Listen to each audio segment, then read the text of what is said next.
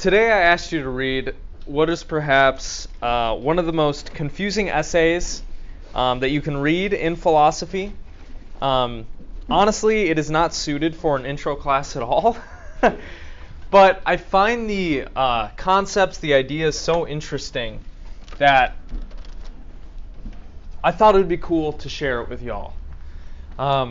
Last semester, I believe, was the first time I taught this, and so I'm still trying to work it all out to make it accessible and palatable for y'all, especially as students who do not have a really long history with philosophy. So we're going to try our best today. In order to help supplement some of the stuff that I'm going to be going over, I'll also show you a video that hopefully explains some of these ideas a little bit more clearly. We're rounding out our third unit, our unit on social and political theory, by looking at an extremely influential, very short work by a philosopher by the name of Gilles Deleuze. Deleuze, along with some of his contemporaries, are kind of titans in contemporary philosophy. Or he was, rather. He's no longer with us. What we're going to be examining today is something like a view on how our society is transforming before us. Deleuze's central argument in this piece is that what we're seeing is a shift from what he calls disciplinary societies to what he calls societies of control. And these societies of control that our society is transforming into are ones in which, under the guise of freedom, certain interests and institutions are coming actually to have more power over our lives. So we can liken what Deleuze has to say to one of the really memorable lines in Rousseau's work, which is, "All men ran headlong into their chains." What Deleuze thinks is happening today due to technological advancement and our increasing dependence on computers, machines, and networking is that we are becoming less and less free. We're basically walking absent-mindedly into a situation in which not only are we becoming less politically free, but we're starting to have less control over our lives, what it is that we think, what it is that we value, what it is that we're searching for. So some of these big ideas are what we're going to be investigating today. I will start by trying to give you a summary of the philosophy of Michel Foucault, who is somebody that Deleuze is riffing off of here in this essay. In Foucault's work, he was particularly interested in describing how power is maintained and exercised in society. One of the things that he talks about in his books, especially in his book Discipline and Punish, is that the time period in which we are in has seen the rise of what he calls disciplinary societies, which function to control and mold individuals into productive workers, basically. So what Deleuze is going to be doing in this short essay, postscript on the societies of control, is he's going to be building off of this idea that we live in a disciplinary society.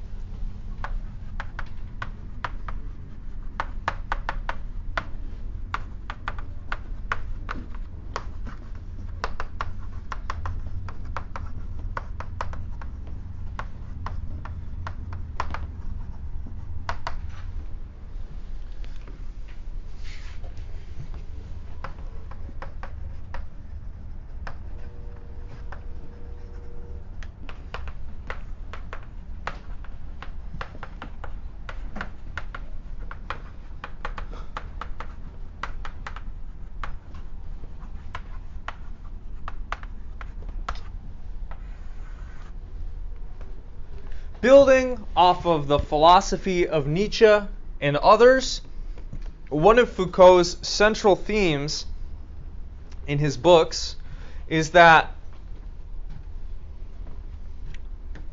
all of kind of what you see before you, socially, politically, economically, at the heart of all these different structures and processes are different conflicts occurring over power. This played a central role in Nietzsche's philosophy, in his metaphysic. And what Foucault does in his works is he explains, well, what power is and how all these various interests acquire power and maintain power, and how that power is exercised on people in order to control and mold them into various shapes that can be used. Okay? Foucault defines disciplinary societies as follows. I'm going to get this long definition on the board, and then I'm going to break it down for you. Okay?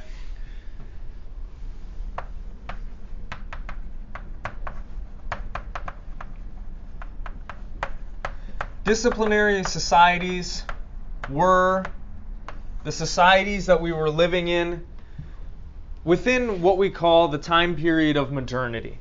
And Deleuze is going to say we still kind of have one foot in these societies, although they are undergoing some sort of transformation. Disciplinary societies are societies constituted by closed spaces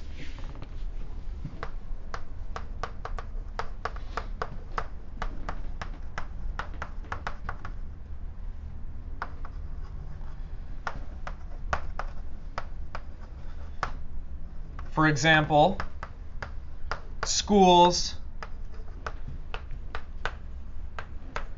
factories, offices, hospitals,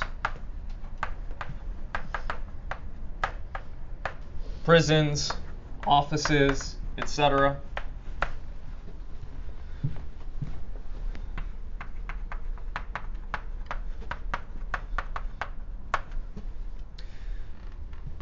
And these closed spaces are spaces that people move between. And each space kind of has its own logic and its own rules that constrain the people moving and operating within them.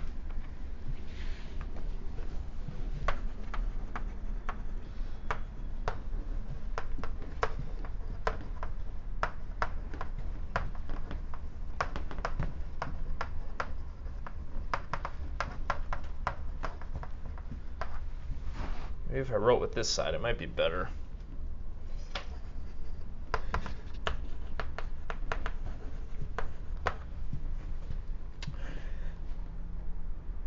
And these spaces constrain and control individuals not only physically, right, insofar as they are literally physical buildings, right? You can't pass through walls. There are predetermined paths that you take through a building. So they limit a person's movement within these spaces. They constrain them physically. And they constrain or control them psychologically as well.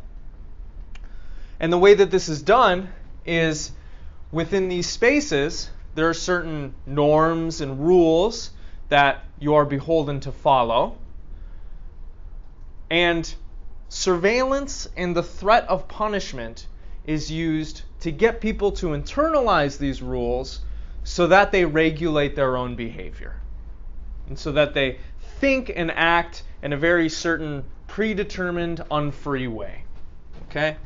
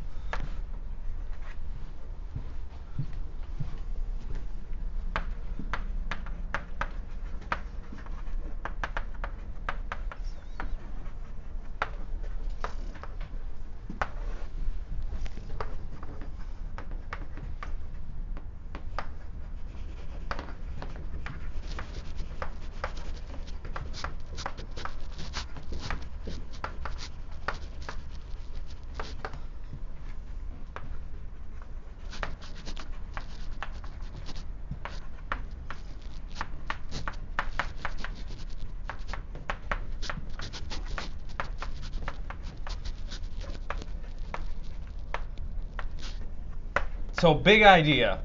Big, complex, multifaceted idea. Actually, you know what? I'm going to change this a little bit at the end.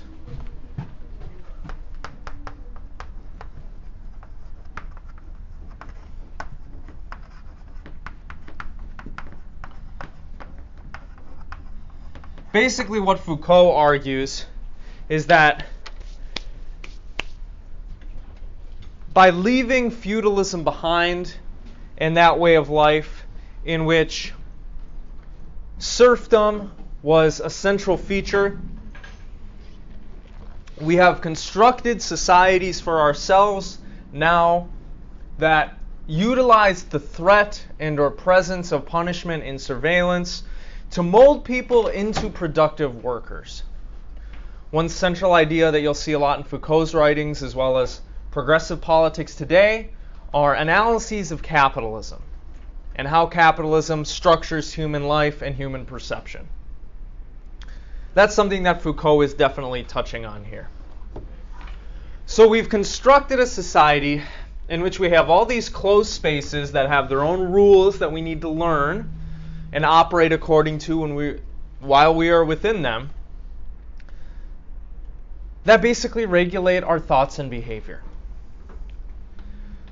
Obviously, such spaces, such ways of doing things, create a power imbalance between those who run these spaces and those who surveil, the surveyors, and those who operate within these spaces, like the workers, those who are surveilled.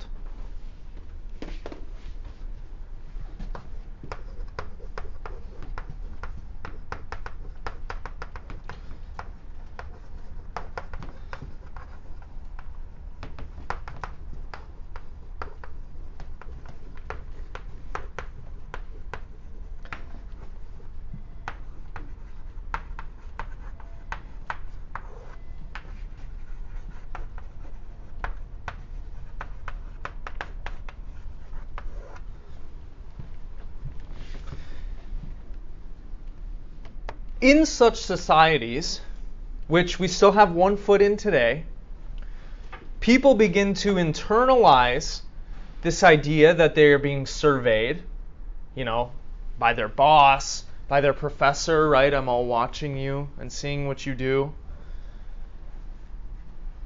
By those in power in institutions.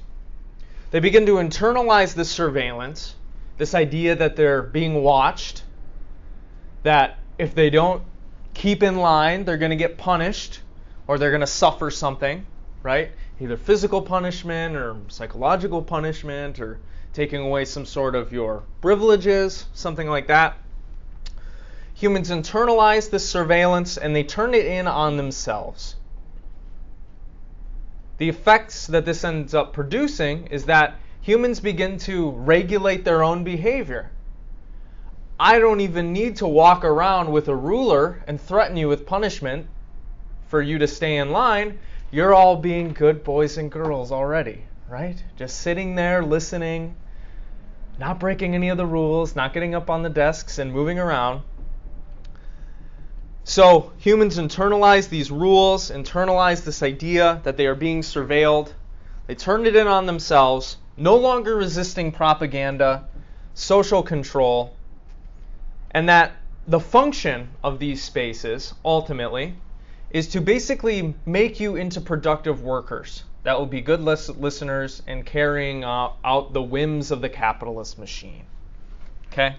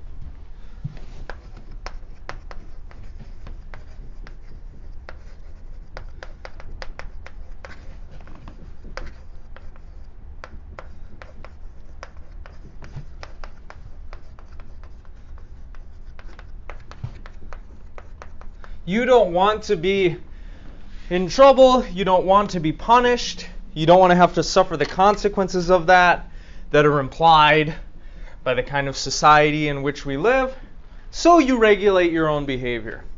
You begin to conform to the rules and standards that are kind of imposed on you from without and then retroactively from within, right? You internalize certain standards of what's good, what's right, what's appropriate, and then you regulate yourself according to those standards.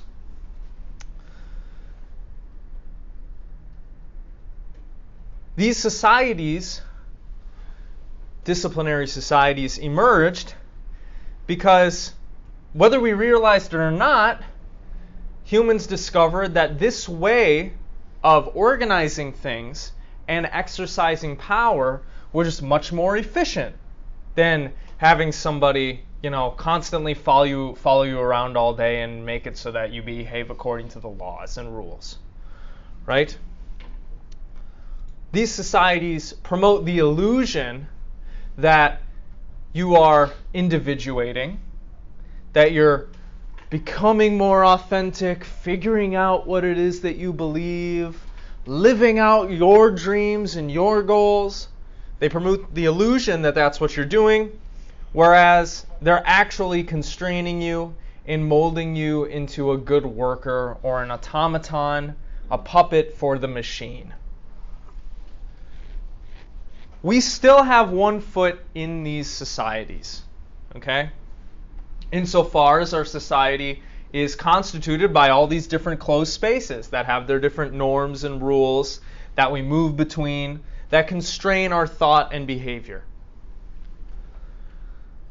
But technological advancement is starting to transform our societies from this to what Deleuze is going to call societies of control, which, instead of constraining movement and limiting behavior, instead promotes what you think is free, voluntary activity, and then using that in order to learn things about you that can be used to control you even more effectively.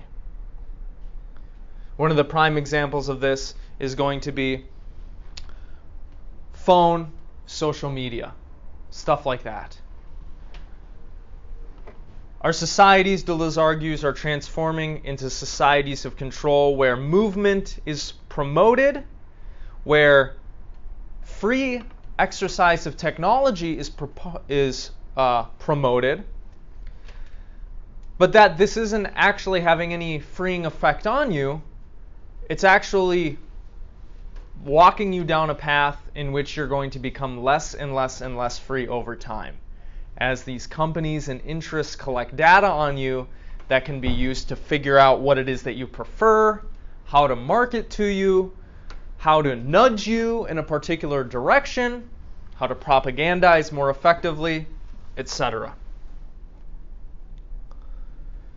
Thus, the situation that we're finding ourselves in is our social landscape is transforming into one not of enclosed spaces, but of kind of free and open spaces that we are encouraged to move between,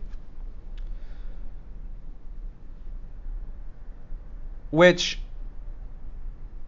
are going to end up retroactively making us less and less free. We do not see these new systems as systems of control that are going to be constraining our behavior.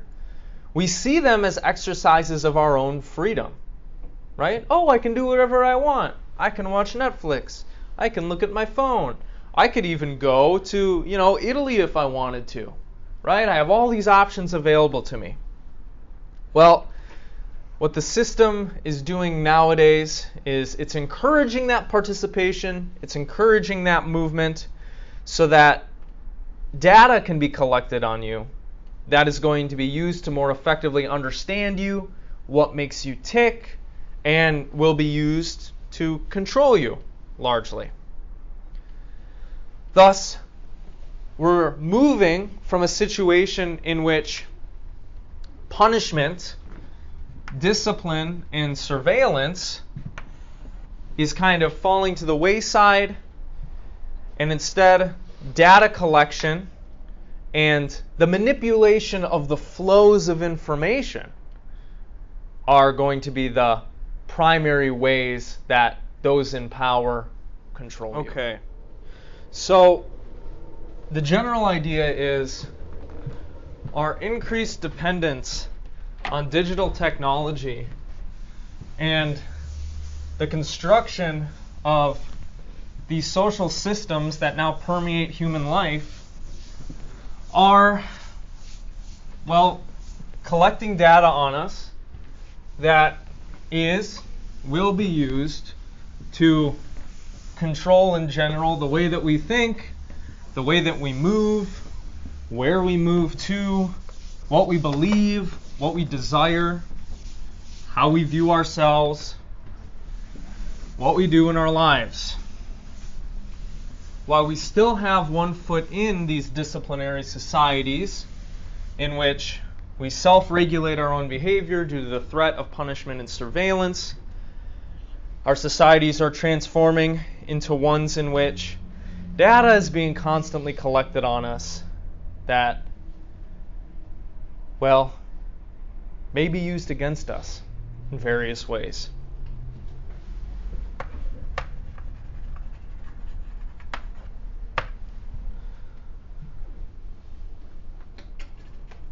In disciplinary societies, Deleuze notes that whenever we enter a new space, we were starting from zero. And what he means by that is you learn how to live and act at home with your family. That is the first space, perhaps, that you come to really inhabit and understand. There are certain rules and values and norms that you learn to follow. Well, what do they tell you when you get to school? You're not at home anymore, right? Now you have to learn a whole new set of rules. You have to listen to other people. You have to learn all these new sets of behaviors. What do they say when you leave school and you start work? You're not in school anymore. You have to learn a whole new set of rules, starting from scratch, right? Learn to regulate your behavior according to those rules in this new space. In disciplinary societies, we always had to start over whenever we entered a new space for the first time.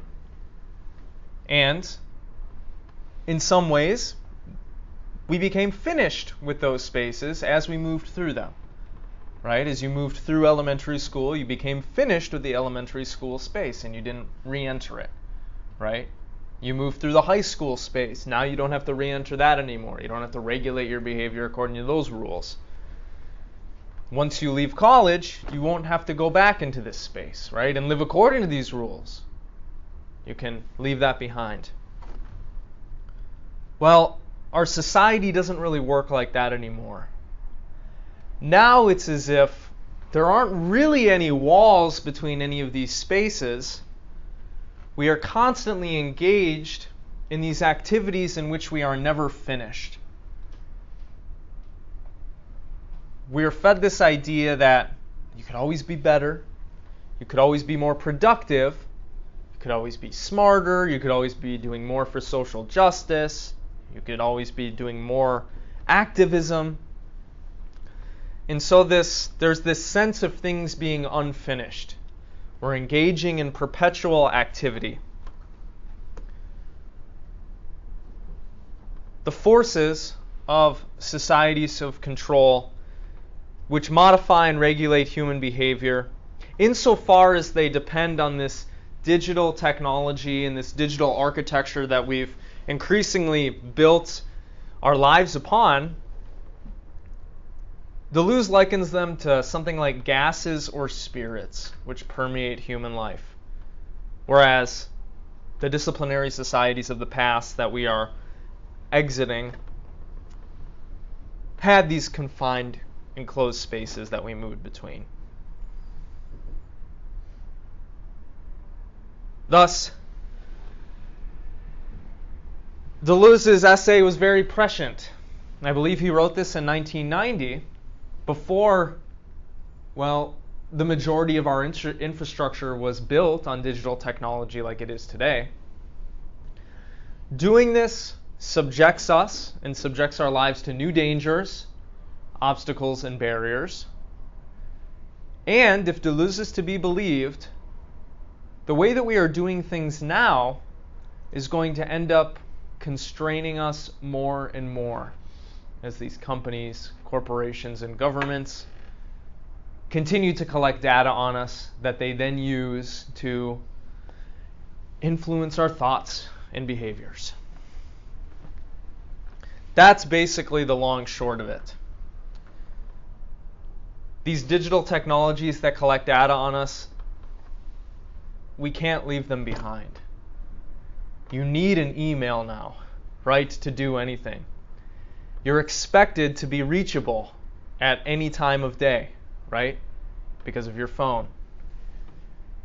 You're not going to be able to get a job or finish your education without using this stuff. You're expected to be on social media, right? That's how people are interacting nowadays. You have to use online banking systems. Credit cards, debit cards, cash is becoming a thing of the past. What is scary about this situation that we're walking into is that this grants various people and institutions more control over our lives and our thought processes. You would not be able to buy groceries if someone just locked you out of your bank account. Whereas in the past, people had tangible goods with which to barter with, that somebody had to steal from them, right? And that would lock them out of their bank account. So as this digital technology becomes more and more saturated into human life, power is going to be exercised by manipulating the flows of information within these systems, not so much coming after you physically and jailing you. By promoting the use of these technologies, phones, email, social media, apps, all of this stuff, well, you could argue we're becoming less free. And that's basically what Deleuze has to say in this essay. Do y'all think he's right in his ideas that using this stuff might come back to bite us in the butt? That these groups are collecting data on us that will be used to control us in various ways, direct and indirect? What do you think?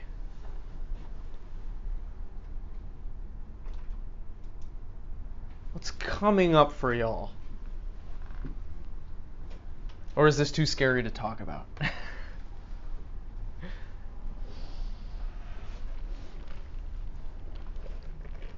Nobody's saying the situation is like worse than what we had before. I mean, look at all the cool shit we can do, right? I can watch 30,000 cute cat videos. You know, that's pretty cute and fun, right? And I get a little laugh because the cat's doing a dumb thing, right? I can watch Down for Love on Netflix or Alone on Hulu. I could fly to France if I wanted to, right? I can buy stuff online and have it shipped to me within 2 days. That stuff's pretty cool, right? Is it worth it? Is it worth the kind of situation that we are mindlessly constructing for ourselves?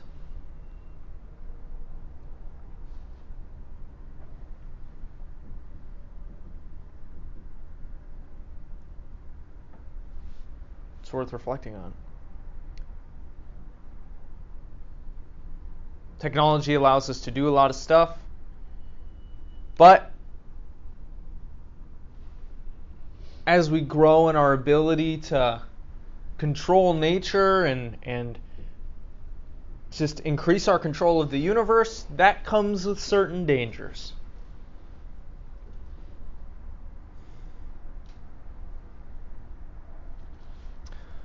So what thoughts are popping up for y'all? As you watch the video, as you listen to this, how does it make you feel? What are you thinking?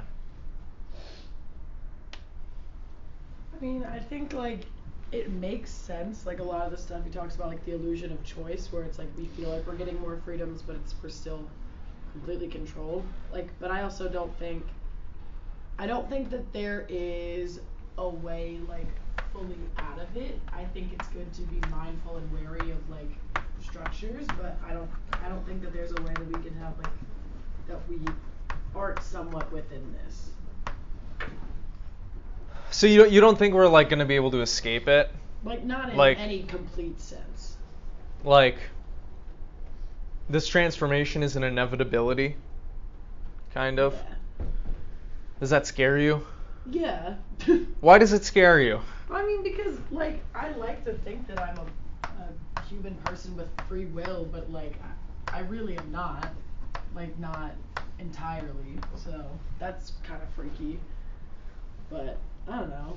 Like I said, because it kind of feels somewhat inevitable. It's not. It's like it's scary, but what can I do? Right. I mean, what could we do? If we don't like where this is headed, like, what could we do? I guess we could stop using social media. I guess we could throw away our smartphones and go back to like the Nokia bricks, right? That are indestructible, right? I guess we could stop relying so much on these systems like online banking. Shit, maybe we just stop cell phones altogether and we go buy a landline. And we're like, you can leave a message on my answering machine. Yeah. I feel like it's too late to just say, like, we are going to get rid of our phones. Because, like, when they updated, at first it went to your fingerprint. You had to put your fingerprint on as your passcode. Yeah. That's how I opened my computer. And then it went to your face. So, like, they can't just get rid of... That's how they can scan you in the airport. Because I just look at my phone and it turns on. Like, I can't get a new face now. Right. Yeah. Okay, so these corporations have your fingerprint, right? They have all the codes that you use, right? All these websites, you save your passwords, right? You save your little code for your phone, your PIN on all these different websites that you use. Think of all the information that they have on you, your preferences. They know what you want. You see this in advertising all the time, right? Perhaps you're talking about toilet paper with your friend, and then all of a sudden you see an advertisement for toilet paper on your computer, and like 5 minutes later. Are the devices listening? Yeah, they kind of are. Like, it's cool that, they can anticipate what I'm going to want or need next, right? And it's so easy, and I don't have to type it in, right? And it's just right there. All I got to do is click it. But that's kind of scary too, right?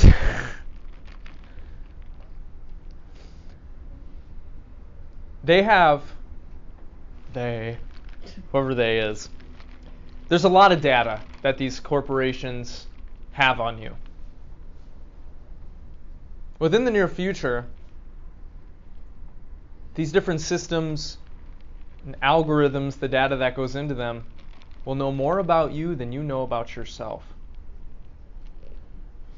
Does that freak anybody out? Or is this just all over exaggerated, you know?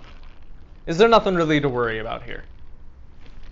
I think there's stuff to worry about for sure, and I think everyone should be aware of it.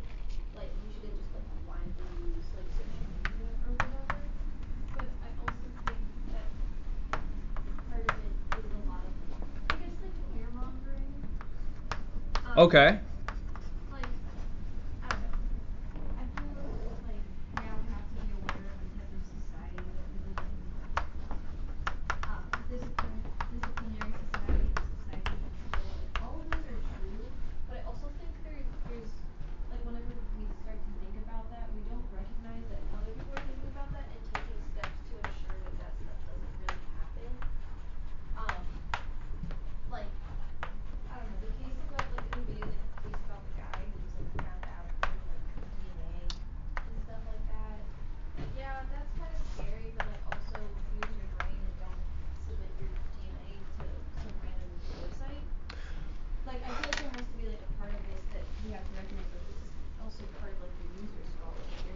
Oh, actually thinking for about sure. what you're using. It is. I mean, yeah, we're all, insofar as we willingly use these pieces of technology, we're willingly giving these corporations our data. But what's scary about the genetic thing is it doesn't matter if you use these websites or not, like 23andMe or Ancestry or anything. If somebody that is closely related to you uses them, these corporations have a lot of data on what your genetic code looks like. So that's scary, right? But you're right, a lot of this stuff that these companies, the data that they're coming to have, has been voluntarily offered to them, insofar as we use our phones constantly, right? Download these apps, save our passwords, sign up for all of these subscriptions, buy these things online, watch these things on YouTube, right? Yeah, we are all doing that. It is, in a sense, voluntary. So we are to blame, you know. A question you might ask yourself is, did I really decide to do any of those things at all? Were those actions actually free? Was I conditioned or influenced to live this particular way of life by the society around me, by my parents, by the media? And they're like, oh my God, do I have an original thought in my brain? Am I just a puppet of all of these forces I don't understand? Then you start spiraling. Yeah. I feel like every other time I like go on a website, it's always asking me, accept cookies so we can store all your data, or you're not allowed to use this website at all. Right, yeah. Yeah. Terms of condition for apps and things, nobody reads all of them, so they can just put whatever they want in there and just be like stealing all your information. They make a lot of money stealing all of your data, and they wouldn't make so much money if it was completely worthless stuff they were stealing. Exactly. And they don't really have any reason to try and protect you from all your information being stolen. The people in the government are also going to make money from these lobbyists who want to sell all of your data and learn everything they can about you. Yeah. Think of all the terms and conditions that you've agreed to and you haven't read. Every time you do one of those CAPTCHA things on the internet, do you know what you're doing? You're training artificial intelligence to recognize images and patterns. Did you know that? Oh, it doesn't sound good. It doesn't look good for us. But it gives us immense power, doesn't it? So maybe we're making a mountain out of a molehill here. You like your Amazon Prime, right? Netflix. Being able to order furniture and get it the next day. Having easy access to your bank account and your bank statements, all that is really convenient, right? You are more connected to everybody now than people have been at any point in human history.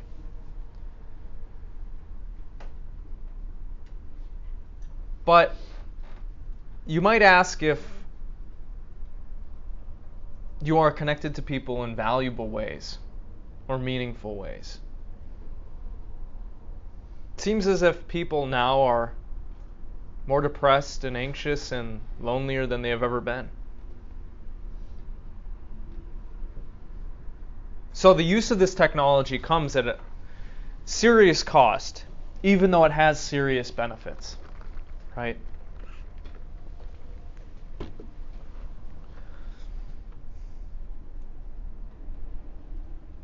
I don't think we as a society are going to be able to go back to a simpler time.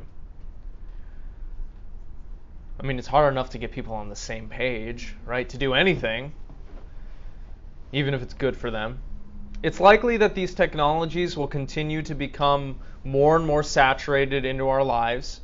They'll become more and more a part of how we interface on a day-to-day basis with people, ideas, work.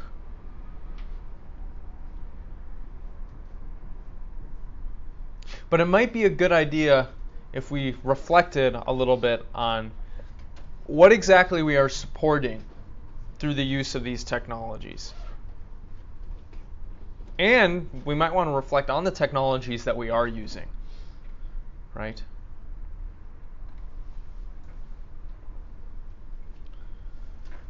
What do the rest of y'all think? What's coming up for you?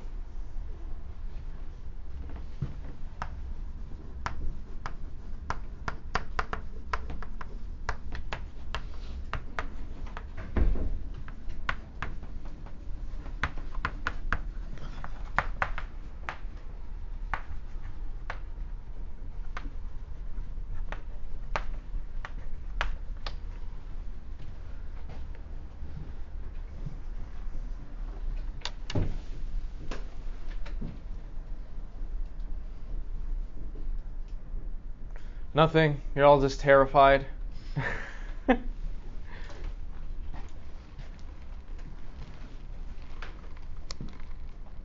This article was written, what, 33 years ago? It's incredible how much this guy was able to predict, right?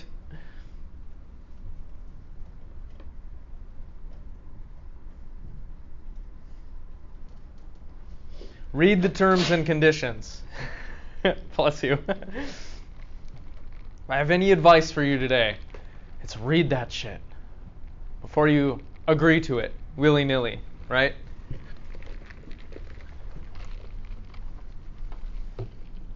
I don't know, maybe start using cash again. I say that I'm going to do that all the time, and I still don't do it.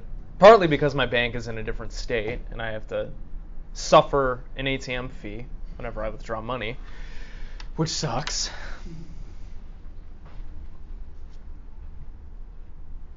This is worth meditating on and talking to your friends about. As is the case with pretty much everything that humans have done throughout history, we do stuff before we really think about it and whether or not we should do it, whether or not it's a good idea, right? As we become more technologically advanced, the potential consequences of our actions may grow more dire. So, I don't know. If we could inject a healthy dose of caution and self-reflection in everybody, that would probably be a good thing.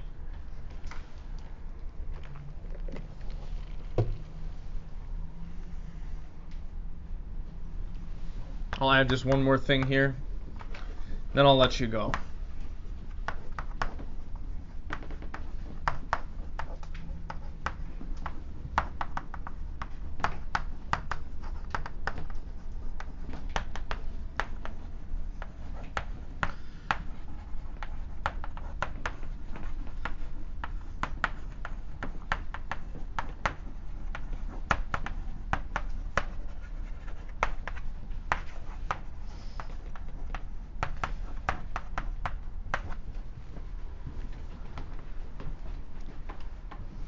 The effect I think that these technologies is having on us isn't completely clear. Again, there are pros and cons to all this stuff, right? Incredible power and convenience that we have because of these technologies. But something you might want to ask yourself is if using these things makes you a better, wiser, happier, more fulfilled person.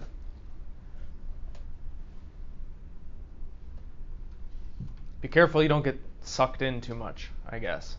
It's easy to waste your life away watching Netflix or anime or scrolling on Twitter.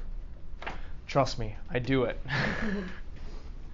Okay, does anybody have any questions, final questions, clarifications? Okay. Well, thank you for coming. If you tried to read the piece for today, thank you. I know it was very confusing and difficult. Hopefully the video and the lecture today made it a little bit more accessible. I hope you all have a great weekend. I'll see you on Monday, and we'll start our last unit, right?